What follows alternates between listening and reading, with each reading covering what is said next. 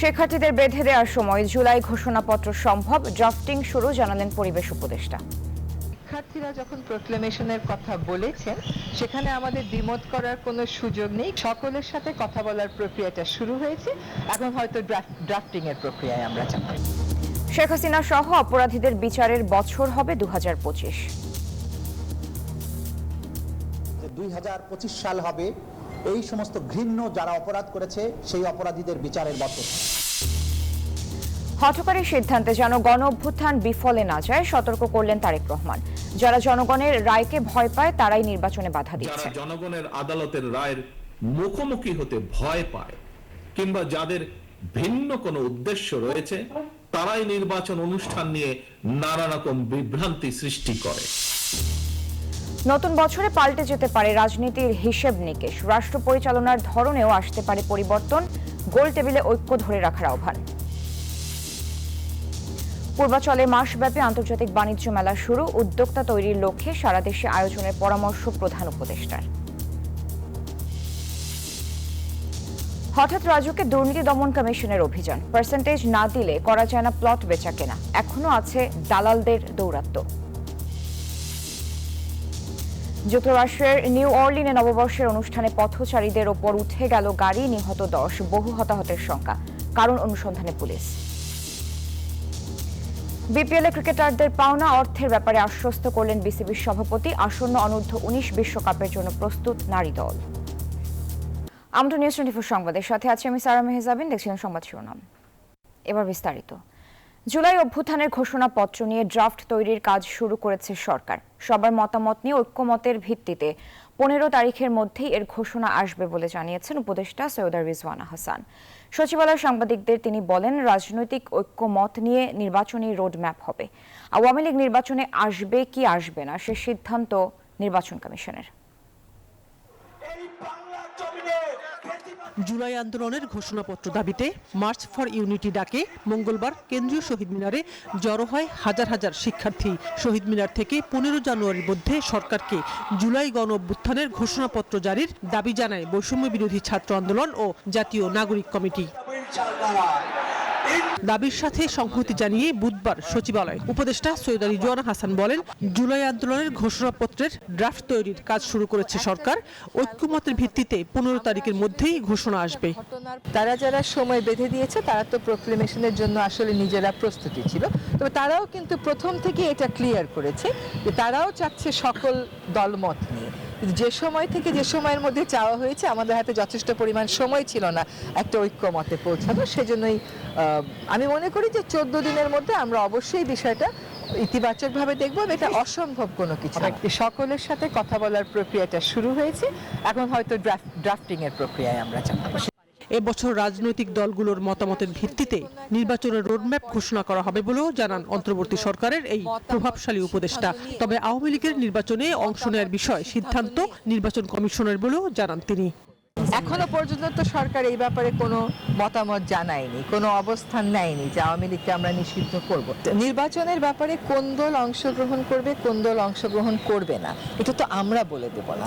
যে দল অংশগ্রহণ করতে চায় সে দল অংশগ্রহণ করবে, কোন দল কেমন করে অংশগ্রহণ করবে সেটা তো সেই দলকে সিদ্ধান্ত নিতে হবে। কোন দল নির্বাচন করবে না করবে এই প্রশ্নগুলোর উত্তর আসলে নির্বাচন কমিশনই দেবে। সরকার চাইবে শেখ হাসিনার উপস্থিতিতে যেন তার বিচার হয়, জানালেন সৈয়দা রিজওয়ানা। আমরা চাইব উপস্থিতিতে বিচার করতে, যদি উপস্থিতিতে বিচার না হয় তাহলে যেভাবে করে বিচার প্রক্রিয়া করতে হয় সেভাবেই করব। শাহনাজ ইয়াসমিন, নিউজ 24, ঢাকা। 2025 সাল হবে সাবেক প্রধানমন্ত্রী শেখ হাসিনা ও আওয়ামী লীগের মানবতা বিরোধী অপরাধের বিচারের বছর, এমন মন্তব্য করেছেন আন্তর্জাতিক অপরাধ ট্রাইব্যুনালের চিফ প্রসিকিউটর মোহাম্মদ তাজুল ইসলাম। বুধবার নতুন বছরের শুভেচ্ছা বিনিময় শেষে গণমাধ্যমকে সব জানান মোহাম্মদ তাজুল ইসলাম।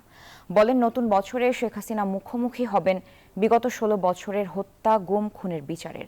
সাংবাদিকদের প্রশ্নের জবাবে তিনি বলেন, সংস্কারাধীন ভবনের সব কাজ শেষ। প্রধান বিচারপতির সম্মতির পরই এখানে দ্রুত বিচারিক কাজ শুরু হবে। এদিকে 5 আগস্টে চাংখারপুলে 5 জনকে হত্যা মামলায় পুলিশের কনস্টেবল সুজনের বিরুদ্ধে গ্রেফতারি পরোয়ানা জারি করেছে ট্রাইব্যুনাল। আমাদের পক্ষ থেকে বা রাষ্ট্রের পক্ষ থেকে আশাবাদ ব্যক্ত করা হয়েছে যে 2025 সাল হবে এই সমস্ত ঘৃণ্য যারা অপরাধ করেছে সেই অপরাধীদের বিচারের বছর।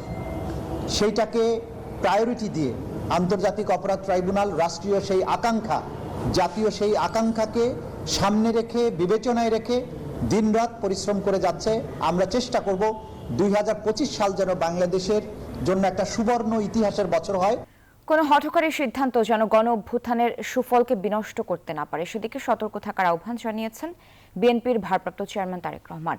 তিনি বলেন, জনগণের রায়কে যারা ভয় পায় তারাই নির্বাচন আয়োজনে বাধা সৃষ্টি করছে। ছাত্রদলের প্রতিষ্ঠা বার্ষিকী উপলক্ষে আয়োজিত আলোচনা অনুষ্ঠানে ভার্চুয়ালি যোগ দিয়ে তিনি এসব কথা বলেন। এ সময় নেতাকর্মীদের নির্বাচনের প্রস্তুতি নেওয়ার আহ্বানও জানান বিএনপির ভারপ্রাপ্ত চেয়ারম্যান। জাতীয়তাবাদী ছাত্রদলের প্রতিষ্ঠাবার্ষিকী উপলক্ষে রাজধানীর ইঞ্জিনিয়ার্স ইনস্টিটিউট মিলনায়তনে আয়োজন করা হয় আলোচনা অনুষ্ঠানের। এতে প্রধান অতিথি হিসেবে ভার্চুয়ালি যুক্ত হন বিএনপির ভারপ্রাপ্ত চেয়ারম্যান তারেক রহমান। বক্তব্যের শুরুতেই বিএনপির ভারপ্রাপ্ত চেয়ারম্যান বলেন, কোনো মহল নির্বাচন আগে না সংস্কার আগে এই প্রশ্ন তুলে অযথা বিভ্রান্তি ছড়ানোর চেষ্টা করছে। তিনি বলেন, জনগণের রায় নিয়ে যাদের ভয় আছে তারাই নির্বাচন নিয়ে ষড়যন্ত্র করছে।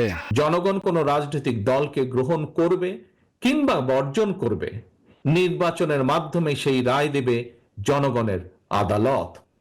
তবে যারা জনগণের আদালতের রায়ের মুখোমুখি হতে ভয় পায় কিংবা যাদের ভিন্ন কোনো উদ্দেশ্য রয়েছে, তারাই নির্বাচন অনুষ্ঠান নিয়ে নানা রকম বিভ্রান্তি সৃষ্টি করে। গণতান্ত্রিক আমি জনগণের প্রতি আহ্বান, আপনারা ধৈর্য হারাবেন না, নির্বাচনের জন্য মানসিক প্রস্তুতি নিতে থাকুন। নির্বাচন কমিশন তাদের উপর অর্পিত দায়িত্ব যথারীতি পালন করবে এ বিশ্বাস রাখুন।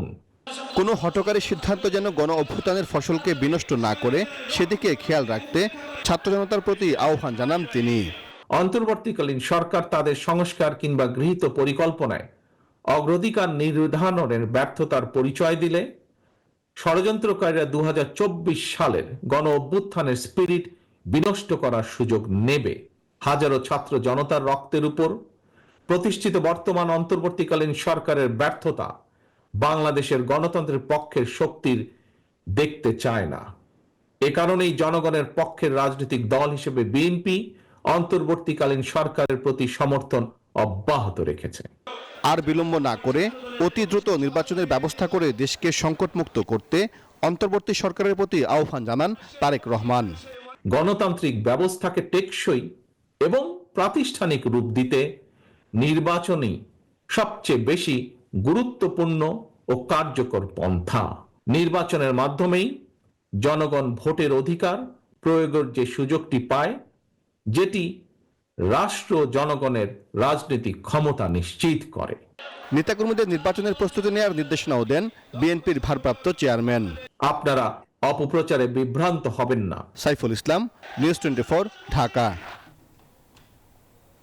রাজনীতির গুণগত পরিবর্তন ছাড়া নতুন বাংলাদেশ গড়া সম্ভব নয়। নতুন বছরের প্রত্যাশা নিয়ে দৈনিক বাংলাদেশ প্রতিদিন আয়োজিত গোলটেবিল আলোচনায় বক্তারা বলেন, ফ্যাসিবাদ যাতে আবারও ফিরে আসতে না পারে সেজন্য রাজনৈতিকভাবে সবাইকে ঐক্যবদ্ধ থাকা জরুরি। নিরপেক্ষতা বজায় রাখতে পারে নাই, বরং নতুন বছর ঘিরে রাজনৈতিক দল ও তরুণ সমাজের প্রত্যাশার ভাবনা নিয়ে বুধবার সকালে রাজধানীর বসুন্ধরা সিটি সম্মেলন কক্ষে এক গোলটেবিল সভার আয়োজন করে জাতীয় দৈনিক বাংলাদেশ প্রতিদিন। বৈঠকে বিএনপি, জামায়াতে ইসলামী সহ বিভিন্ন রাজনৈতিক দলের নেতা ও তরুণ সমাজের প্রতিনিধিরা অংশ নেন। 31 ডিসেম্বর আমরা ফ্যাসিবাদ ব্যবস্থা বিলোপ হলেও পুরনো সেই দখলবাজি, চাঁদাবাজি ও সিন্ডিকেট ব্যবসার পুরনো সংস্কৃতি চলমান থাকায় আলোচনায় ক্ষোভ প্রকাশ করেন বক্তারা। এখন তো পুরনো সিন্ডিকেটগুলো নেই, তাহলে কেন এখন এত বিশাল সমর্থনের পরে সরকার বাজারটা নিয়ন্ত্রণ করতে পারবে না? মানুষের মাইন্ডসেট, চিন্তার ধরন, তার আকাঙ্ক্ষা, এগুলো যদি আপনি ঠিকমতো সেট করতে না পারেন, which is a heavy cultural revolution. বৈঠকে রাজনৈতিক দলগুলোকে ভোট এবং ক্ষমতা কেন্দ্রিক না থাকার আকাঙ্ক্ষার কথা জানান তরুণ প্রজন্মের প্রতিনিধিরা। বলেন, বৈষম্যহীন বাংলাদেশ গড়তে হলে গণপরিষদ নির্বাচনের মাধ্যমে একটি নতুন সংবিধান প্রণয়ন করতে হবে। সব মানুষের চাওয়া যে সিস্টেমের যেন একটা পরিবর্তন হয়, এবং আমরা মনে করি রাজনৈতিক দলগুলোর আসলে সংস্কার হওয়া প্রয়োজন। সেই জনতাকে ইনক্লুড করে, সেই জনতার আকাঙ্ক্ষাকে ইনক্লুড করে নতুন সংবিধান প্রণয়ন করতে হবে, এবং নতুন সংবিধান প্রণয়ন করার জন্যই আমাদেরকে গণপরিষদ নির্বাচনের দিকে যেতে হবে। এ সময় স্বাধীন বিচার ব্যবস্থা ও নির্বাচন কমিশন গঠনে বিদ্যমান আইনের সংস্কারের কথা বলেন বৃহৎ রাজনৈতিক দলের প্রতিনিধিরা। জানান, টেকসই সংস্কার না হলে তা উল্টো বিপদের কারণ হতে পারে। একটা যৌক্তিক সময়ের মধ্যে আপনাকে সংস্কার করতে হবে এবং নির্বাচনী প্রক্রিয়া শুরু করে একটা সুন্দর নির্বাচন দিলেই দেশ জাতি আবার স্বস্তি পাবে। আমরা সংস্কার চাই, কিন্তু সবাই কিন্তু সব সংস্কার করতে পারে না, আমরা চাইলেও পারবো না। সংস্কারের জন্য দরকার জনগণের কি বলবো একাত্মতা। গোলটেবিল বৈঠকে দেশ ও সমাজের উন্নতি করতে হলে রাজনীতি, অর্থনীতি ও সমাজ ব্যবস্থার উন্নতির কোনো বিকল্প নেই বলেও মত দেন আলোচকরা। আরেকটা হলো যে বৈষম্যহীনতার কথা বলা হচ্ছে। বদরুল আলম শাওন, নিউজ 24, ঢাকা। জুলাই শহীদ স্মৃতি ফাউন্ডেশনের ফান্ডের হিসেব দিয়েছেন সার্জিস আলম। হতাহতদের পরিবারকে এখন পর্যন্ত 47,98,21,529 টাকা বিতরণ করেছে জুলাই স্মৃতি ফাউন্ডেশন। জানান, 648 শহীদ পরিবার এবং 1,580 জন আহত ব্যক্তি মিলিয়ে মোট 2,228 জনকে অর্থ সহায়তা দেয়া হয়।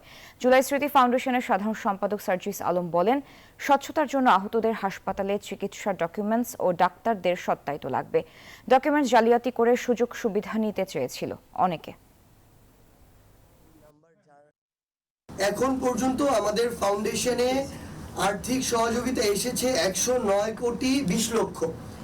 আমরা আমাদের জায়গা থেকে এখন পর্যন্ত আর্থিক সহযোগিতা প্রদান করেছি। আমাদের যারা শহীদ পরিবার এবং আহত রয়েছেন তাদেরকে আমাদের জায়গা থেকে 47,32,00,000। আমাদের ফান্ডে এখন পর্যন্ত রয়েছে প্রায় 61 কোটি টাকার মতো। পূর্বাচলে শুরু হলো মাসব্যাপী ঢাকা আন্তর্জাতিক বাণিজ্য মেলা। উদ্বোধন করে প্রধান উপদেষ্টা বলেন, মানুষ মাত্রই উদ্যোক্তা, শ্রমিক নয়। উদ্যোক্তা তৈরির সুবিধার্থে আগামীতে উপজেলা পর্যায়ে বাণিজ্য মেলা করার পরামর্শ দিয়েছেন প্রধান উপদেষ্টা।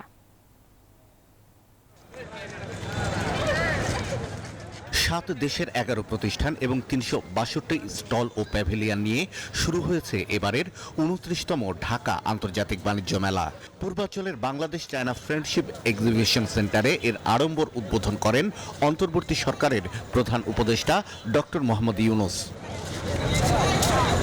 বাণিজ্য মেলাকে মানুষের উদ্যোগ ও সৃজনশীলতা তুলে ধরার প্ল্যাটফর্ম হিসেবে অভিহিত করে অধ্যাপক ইউনূস বলেন, তৃণমূল থেকে উদ্যোক্তা এবং উদ্ভাবন নিয়ে আসতে হবে রাজধানীতে। মানুষ মাত্রই উদ্যোক্তা, শ্রমিক না। মানুষের পথ হলো সৃষ্টি করা, নিজের মনের মধ্যে যা আছে তা সৃষ্টি করা, অন্যের হুকুমে সৃষ্টি করা না। এই মেলার প্রস্তুতি সারা বছর ধরে চলবে। জেলায় জেলায়, উপজেলায় উপজেলায় বাছাই করা কে ফাইনাল মেলাতে জায়গা পাবে। প্রত্যেক উপজেলা থেকে 3 জন 4 জন যা আপনারা বিচার করেন আসবে, তাদের জায়গা পাবে। তাদের সমস্ত খরচ সরকার বহন করবে। আন্তর্জাতিক মানদণ্ড মেনে পণ্য উৎপাদন এবং রপ্তানির নতুন বাজার খুঁজতে ব্যবসায়ীদের আহ্বান জানান প্রধান উপদেষ্টা। স্থানীয় পণ্যের মান উন্নয়নে সেবা প্রদানকারী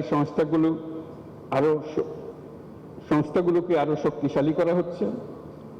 রপ্তানি সেবা প্রদানকারী সংস্থাগুলোর সক্ষমতা বৃদ্ধি, আধুনিক ও দ্রুততর সেবা নিশ্চিত করার লক্ষ্যে সংশ্লিষ্ট সংস্থার বিদ্যমান অবস্থা, সমস্যা ও সম্ভাবনা সংক্রান্ত গ্যাপ নিরূপণের জন্য সার্ভে করা হচ্ছে। সকলের সম্মিলিত প্রয়াসে নতুন নতুন পণ্য উদ্ভাবনের মাধ্যমে আমাদের রপ্তানিকে আরো সমৃদ্ধ করতে হবে। মাসব্যাপী এ বাণিজ্য মেলা প্রতিদিন সকাল 10টা থেকে রাত 9টা পর্যন্ত চলবে। তবে সাপ্তাহিক ছুটির দিনে সকাল 10টা থেকে রাত 10টা পর্যন্ত চলবে মেলার আয়োজন। শাহ আলী জয়, নিউজ 24, ঢাকা।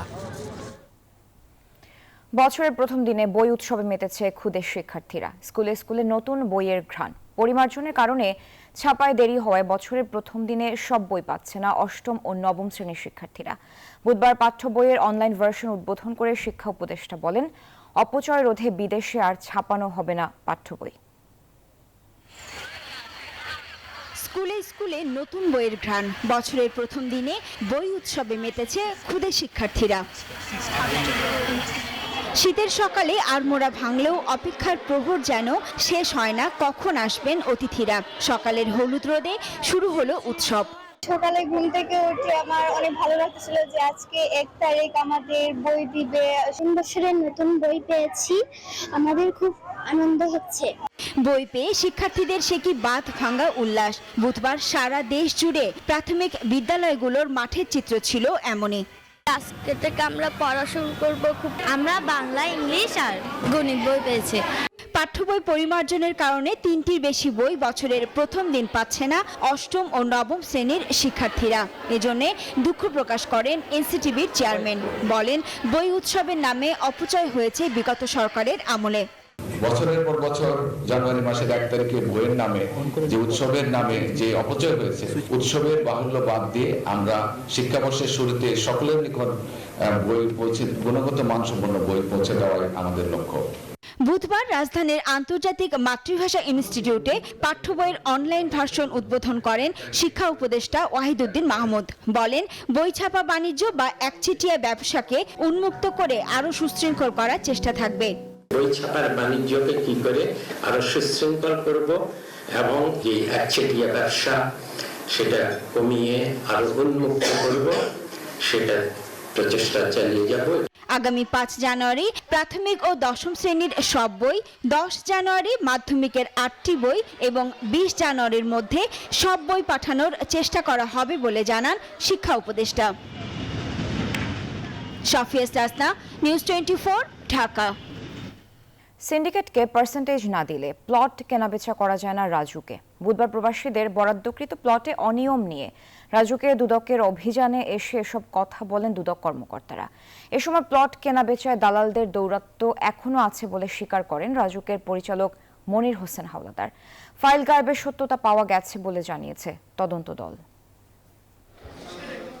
পূর্বাচলে প্রবাসীদের বরাদ্দকৃত প্লট ভুয়া মালিক সাজিয়ে বিক্রি করার অভিযোগ রয়েছে আগে থেকেই। এর পেছনে রয়েছে পুরনো শক্তিশালী চক্র। এই অভিযোগের সূত্র ধরে বুধবার রাজধানী উন্নয়ন কর্তৃপক্ষের প্রধান কার্যালয় অভিযানের নামে দুর্নীতি দমন কমিশন। রাজুকের পূর্বাচল উপশহর প্রকল্প বিভাগে এই অভিযান পরিচালনা করছেন দুদকের 6 সদস্যের একটি দল। খতিয়ে দেখেন নানা নথিপত্র। অভিযানে বেরিয়ে আসে প্রবাসীদের হয়রানি করা সহ রাজুকের নানা অনিয়ম। এ সময় রাজুকের পরিচালক স্টেট ও ভূমি 2 মোহাম্মদ মনির হোসেন হাওলাদার বলেন, দালালদের দৌরাত্ম্য এখনো রয়েছে। তো দালাল চক্র নাই এটা আমি মোটেই বলবো না, এটা দালাল চক্র আছে, এটা ধরে নিয়ে আমাদেরকে সেটাকে দূর করার চেষ্টাটা করার দরকার আর কি, আমরা সেটা করছি। ফাইল গায়েবের কথা বলেছেন, এটির তথ্য আমি আসার পরে পেয়েছি যে আসলে কিছু ফাইল গায়েবের যে বিষয়টা আছে যে পাওয়া যাচ্ছে না। দুদক তদন্ত দল বলছে, সিন্ডিকেটকে পার্সেন্টেজ না দিয়ে প্লট কেনাবেচা করা যায় না রাজুকে। অভিযানে তারই সত্যতা পেয়েছে দুদক। এখানে কেউ প্লট বিক্রি করতে চাইলে, কেউ কিনতে চাইলে এটা সরাসরি সম্ভব না। এখানে একটা সিন্ডিকেট আছে, সেই সিন্ডিকেটের মাধ্যমে এবং তারা এটার জন্য একটা বিনিময় পার্সেন্টেজ দাবি করে এবং সেটা তারা পেয়ে থাকে। অভিযানে গুরুত্বপূর্ণ ফাইল গায়েবের কিছু তথ্য পাওয়া গিয়েছে বলে জানিয়েছে দুদক। সেখানে আমি পেয়েছি। আল মোহাইমিনুল খান, নিউজ 24, ঢাকা।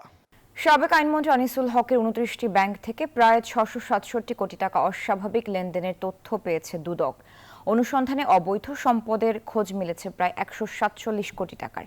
এ নিয়ে মামলা দায়ের করেছে দুর্নীতি দমন কমিশন। বুধবার দুদক কার্যালয়ে সংবাদ সম্মেলনে এসব তথ্য জানান দুদক মহাপরিচালক মোহাম্মদ আক্তার হোসেন।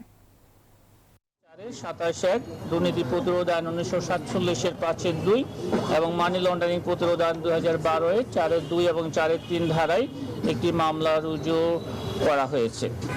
এছাড়া অভিযোগ সংশ্লিষ্ট জনাব শহীদুল ইসলাম বকুলের স্ত্রী জনাব সায়রা বানুর গাতোয়ায় বহির্ভূত সম্পদ অর্জনের প্রাথমিক তথ্যাদি পাওয়ায় তার প্রতি দুর্নীতি দমন কমিশন আইন 2004-এর 26(1) দ্বারাই সম্পদ বিবরণী দাখিলের আদেশ জারির সিদ্ধান্ত গৃহীত হয়েছে। বৈষম্য বিরোধী আন্দোলনকে পুঁজি করে অর্থ লোপাটের চেষ্টার অভিযোগে নিউজ 24-এর সংবাদ প্রকাশের পর বাগেরহাট জেলা পরিষদে অভিযান চালিয়েছে দুদক। মঙ্গলবার দুপুরে দুদকের জেলা কার্যালয়ের সহকারী পরিচালক মোহাম্মদ সাইদুর রহমানের নেতৃত্বে এই অভিযান চালানো হয়। এ সময় দুদকের দলটি জেলা পরিষদের গেট, ভবনের সামনে থাকা মিউরাল সহ ভবনের বিভিন্ন স্থান পরিদর্শন করেন। জেলা পরিষদের ভারপ্রাপ্ত প্রধান নির্বাহী কর্মকর্তা ঝুমুর বালাকে জিজ্ঞাসাবাদ করেন তারা। দুদক কর্মকর্তারা জানান, ক্ষয়ক্ষতির সত্যতা যাচাই ও আর্থিক পরিমাণের যৌক্তিকতা যাচাইয়ে এই অভিযান চালানো হয়েছে। অভিযোগ উঠেছে 50,000 টাকা ক্ষয়ক্ষতির বিপরীতে 20 লাখ টাকা চেয়ে পল্লী উন্নয়ন ও সমবায় মন্ত্রণালয়ের স্থানীয় সরকার বিভাগের সচিব বরাবর চিঠি পাঠায় বাগেরহাট জেলা পরিষদ। এই যে বিষয়গুলো আমরা কিছু কাগজপত্র এখানে নিয়েছি, এগুলো পর্যালোচনা করে আমরা আমাদের কমিশন বরাবর আইনগত ব্যবস্থা নেওয়ার জন্য একটা প্রতিবেদন দাখিল করব। ইংরেজি নববর্ষের দিনে যুক্তরাষ্ট্রের নিউ অরলিন্স রাজ্যে একটি চলন্ত গাড়ি মানুষের ভিড়ের মধ্যে উঠে গেছে। এতে 10 জন নিহত হয়েছেন, আহত হয়েছেন 30 জন। হতাহত আরও বাড়ার আশঙ্কা করা হচ্ছে। 1 জানুয়ারি সকালে লুজিয়ানা অঙ্গরাজ্যের ফরাসি কোয়ার্টারের বারবান স্ট্রিটে ঘটনাটি ঘটে। স্থানটি পর্যটকদের জন্য জনপ্রিয় গন্তব্য। প্রত্যক্ষদর্শীরা জানান, গাড়ির চালক বেরিয়ে এসে অস্ত্র নিয়ে গুলি চালাতে শুরু করেন। স্থানীয় কর্তৃপক্ষ বলছে, আহতদের হাসপাতালে নিয়ে যাওয়া হয়েছে এবং আইন শৃঙ্খলা বাহিনী ঘটনাস্থলে রয়েছে।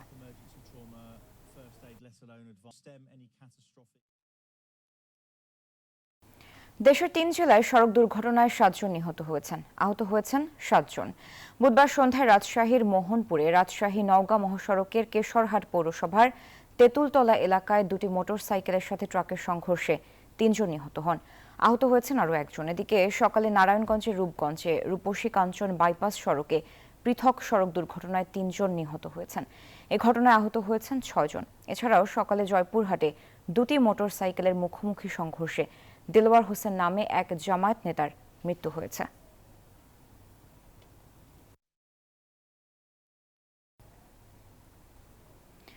চাকরিচ্যুত এসআইবিএল এর কর্মকর্তাদের অবিলম্বে চাকরিতে পুনর্বহাল করার দাবিতে বুধবার ব্যাংকটির প্রধান কার্যালয়ের সামনে অবস্থান কর্মসূচি পালন করেন চাকরিচ্যুত কর্মকর্তারা।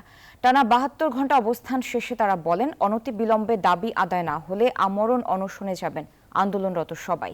এছাড়াও তারা বলেন, কোনো প্রকার নোটিশ ছাড়া জোর করে চাকরিচ্যুত করা হয়েছে সবাইকে, দেখানো হয়নি কোনো যৌক্তিক কারণ। এ সময় চাকরি ফিরে না পাওয়া পর্যন্ত আন্দোলন চলমান রাখার হুঁশিয়ারি দেন তারা।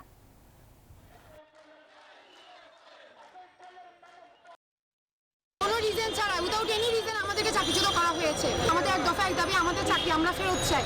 আজকে আমি আলটিমেটাম দিলাম, যদি আজকের মধ্যে আমাদের ম্যানেজমেন্ট আমাদের সাথে না বসে, তাহলে আজকে রাতের পর থেকে আমরা অনশনে যাব। আমাদের যে দাবি, আমাদের যে চাকরিতে পুনর্বহাল, সেটা যদি মেনে নেওয়া না হয়, তাহলে আমরা আরো ঢাকা আন্তর্জাতিক বাণিজ্য মেলায় ইসলামী ব্যাংক বাংলাদেশ পিএলসির প্রিমিয়ার স্টপ ও 3টি এটিএম বুথ উদ্বোধন করা হয়েছে। ব্যাংকের চেয়ারম্যান ওবায়দুল্লাহ আল মাসুদ বুধবার ফিতা কেটে Bangladesh China friendship exhibition centre পূর্বাচলে ইসলামী ব্যাংকের 63 নম্বর স্টল আনুষ্ঠানিকভাবে উদ্বোধন করেন। ব্যাংকের ম্যানেজিং ডাইরেক্টর সহ ঊর্ধ্বতন কর্মকর্তারা এ সময় উপস্থিত ছিলেন।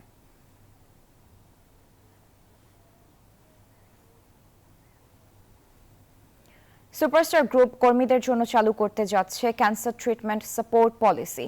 এই ভিন্নধর্মী পদক্ষেপটি পরিচালিত হবে মোহাম্মদ ইব্রাহিম ক্যান্সার কেয়ার ফাউন্ডেশনের অধীনে, যা কোম্পানির সিএসআর কার্যক্রম আব্দুর রহিম মেমোরিয়াল ট্রাস্টের একটি প্রকল্প। বুধবার প্রকল্পটির উদ্বোধনী অনুষ্ঠানে উপস্থিত ছিলেন সুপারস্টার গ্রুপের chairman Mohammad Jalal Uddin, managing director Mohammad Harunur Rashid, additional managing director Mohammad Tofail Ahmed, deputy managing director Sheikh সাদি আব্দুল মজিদ সহ ঊর্ধ্বতন কর্মকর্তারা।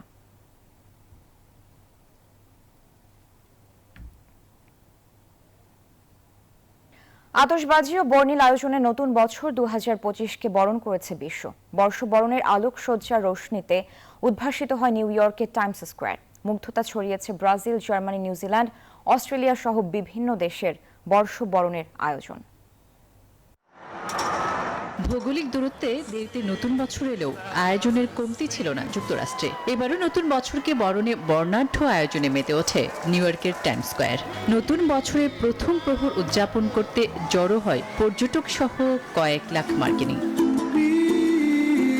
2025কে বরণে রাজকীয় আয়োজন দেখা যায় যুক্তরাজ্য, জার্মানি, ফ্রান্সের মতো ইউরোপের দেশগুলোতে। দেশগুলোর চোখ ধাঁধানো বর্ণিল আয়োজন মুগ্ধ করে সবাইকে। নতুন বছরকে বরণে আয়োজনের কোনো কমতি রাখেনি দক্ষিণ আমেরিকার দেশ ব্রাজিল। 2025কে বরণের আয়োজনের জৌলুস ছিল সংযুক্ত আরব আমিরাতেও। নতুন বছরকে স্বাগত জানাতে আলোকসজ্জা, আতশবাজি আর বর্ণিল আয়োজন দেখা যায় এশিয়ার দেশগুলোতে। এছাড়াও বরাবরের মতো নিউজিল্যান্ড ও অস্ট্রেলিয়ার বর্ষবরণের আয়োজনও নজর কাড়ে সবার। আসমাতুলি, নিউজ 24। বিপিএল ক্রিকেটারদের পাওনা অর্থের ব্যাপারে আশ্বস্ত করেছেন বিসিবির সভাপতি ফারুক আহমেদ। তবে ম্যাচ শুরুর পরও কোনো অর্থই পাননি ক্রিকেটাররা। এছাড়া নতুন সভাপতি হিসেবে দায়িত্ব গ্রহণের পর দেশের ক্রিকেট নিয়ে সমর্থকদের প্রত্যাশা আরও বেড়েছে। তবে ফারুক আহমেদ জানালেন 4 মাসেই ম্যাজিক্যাল কিছু করা সম্ভব না। জমে উঠেছে বিপিএল এর মাঠের লড়াই। 2 দিনে হয়ে গেছে 4টি ম্যাচ। মাঠের উত্তেজনা চূড়ান্ত পর্যায়ে, কিন্তু এর মধ্যেই সামনে আসছে একটি বড় প্রশ্ন, খেলোয়াড়দের পারিশ্রমিক। এখনো 1 টাকাও পায়নি তারা। বিপিএল এর নিয়ম অনুযায়ী টুর্নামেন্ট শুরুর আগেই খেলোয়াড়দের 50% পারিশ্রমিক পরিশোধ করার কথা। টুর্নামেন্ট চলাকালীন আরো 25% আর টুর্নামেন্ট শেষে বাকি 25%। তবে এবার বেশিরভাগ ফ্র্যাঞ্চাইজি এই নিয়ম মানেনি। আমাদের প্রতিদিন আমরা আমাদের যে বিপিএল টিম আছে, আমি বলেছি প্রত্যেকটা ফ্র্যাঞ্চাইজি ওনার সাথে ডে 1 থেকে যোগাযোগ করে তাদের বলা যে টাকাটা তাদের দিতে হবে, যেভাবে আমরা গিয়েছি। আসলে আপনি যদি একদম ব্ল্যাক অ্যান্ড হোয়াইট চিন্তা করেন এটা না কেন, এটা কিন্তু উত্তর আমি এক কথা দিতে পারবো না। You have to see the situation. এই গত 4 মাসের সিচুয়েশন দেখতে হবে আপনার সবার তরফ থেকে। তার মানে তা না যে প্লেয়াররা পয়সা পাবে না, ওইটার জন্য আমরা আলাদা পদক্ষেপ নিয়েছি, তাদের বলছি। আগস্টে বিসিবি সভাপতির দায়িত্ব নেন ফারুক আহমেদ। 4 মাসে সবকিছুর নাটকীয় পরিবর্তনের আশা করা অসম্ভব বলে মনে করছেন তিনি। সমালোচনা তো হবেই, করবেন, কিন্তু আমার কথা হলো যদি এটা কনস্ট্রাকটিভ হয় তাহলে আমাদের কিন্তু রেকটিফাই করতে সুবিধা হয়। বাট জাস্ট করার জন্য করা, আর এটা করলে আসলে আমরা কোনো দিকে এগোতে পারবো না। পাকিস্তানের সিরিজ জয়, ভারতের টেস্ট হার আর ওয়েস্ট ইন্ডিজের বিপক্ষে মিশ্র পারফরমেন্স। গত 4 মাসের পরিসংখ্যানও তুলে ধরেন বিসিবি সভাপতি। আমরা পাকিস্তানে 2 টেস্ট সিরিজ জিতেছি, ইন্ডিয়াতে 2টা হেরেছি, ওয়েস্ট ইন্ডিজের সাথে 1-1 হয়েছে টেস্ট সিরিজ, ঢাকায় আবার 2টা হোম সিরিজ হেরেছি। ইমরান হোসেন, নিউজ 24, ঢাকা। নতুন বছরে নতুন মিশন নারী অনূর্ধ্ব 19 দলের সামনে। টি20 বিশ্বকাপকে সামনে রেখে কাল দেশ ছাড়বে নারী দল। দেশ ছাড়ার আগে আনুষ্ঠানিক ফটো সেশন শেষে এই দল নিয়ে নিজের আশার কথা শোনান কোচ সারওয়ার ইমরান। আর অধিনায়ক সুমাইয়া আক্তার এশিয়া কাপের শিরোপা খোয়ানোর আক্ষেপ ঘোচাতে চান এই বৈশ্বিক আসরে। কদিন আগেই শেষ হয়েছে মেয়েদের অনূর্ধ্ব 19 এশিয়া কাপ। সেখানে ফাইনালে ভারতের বিপক্ষে হেরে রানার্স আপ হয়েছিল বাংলাদেশের মেয়েরা। 18 জানুয়ারি 16 দল নিয়ে মালয়েশিয়ায় অনুষ্ঠিত হবে অনূর্ধ্ব 19 নারী টি20 বিশ্বকাপের আসর। এই টুর্নামেন্টে ডি গ্রুপে বাংলাদেশের প্রতিপক্ষ অস্ট্রেলিয়া, নেপাল ও স্কটল্যান্ড। টুর্নামেন্টকে সামনে রেখে বুধবার মিরপুর হোম অফ ক্রিকেটে ফটো সেশনে অংশ নেন নারী ক্রিকেটাররা। এশিয়া কাপের মতো বিশ্বকাপেও ভালো কিছু করার প্রত্যাশা অধিনায়কের। আসলে আমাদের টিম আলহামদুলিল্লাহ অনেক ভালো। যদি আমরা আমাদের রোলটা পালন করতে পারি, আমাদের টিম, আমি জানি আমার টিমের স্ট্রং জোন কি, তো আমরা যদি আমাদের স্ট্রং জোন নিয়ে ফাইট করি অবশ্যই ভালো কিছু হবে দিন শেষে। আমাদের যেহেতু আমরা মালয়েশিয়ায় গিয়েছিলাম, তো ওই দিক থেকে আমাদের একটু বেনিফিট দিবে। এবারের দল নিয়ে বেশ আশাবাদী কোচ সারওয়ার ইমরান। জানান ব্যাটিং, বোলিং ও ফিল্ডিং এ বেশ দুর্দান্ত করছে মেয়েরা। টিম আমার ফিল্ডিং, বোলিং এগুলো মোটামুটি আমি বলবো যে টপ গ্রেডে ধরতে পারেন। ব্যাটিংটা এখনো আমরা ভালো ব্যাটিং করে, কিন্তু এক্সপিরিয়েন্স কম, ম্যাচ খেলার, টি20 খেলার এক্সপিরিয়েন্স কম। সেই হিসাবে আমি বলবো যে ব্যাটিংটাকে একটু করে রাখছি। তারপরেও আমরা লাস্ট 2 মাস ধরে প্র্যাকটিস করে একটা অবস্থায় টিমকে নিতে পেরেছি। এই টুর্নামেন্টকে সামনে রেখে বাংলাদেশ অনূর্ধ্ব 19 দল 2 তারিখ মালয়েশিয়ার উদ্দেশ্যে দেশ ত্যাগ করবে। আল মাহমুদ ফাহিম, নিউজ 24, ঢাকা। এই ছিল সংবাদ। সাথে থাকার জন্য ধন্যবাদ।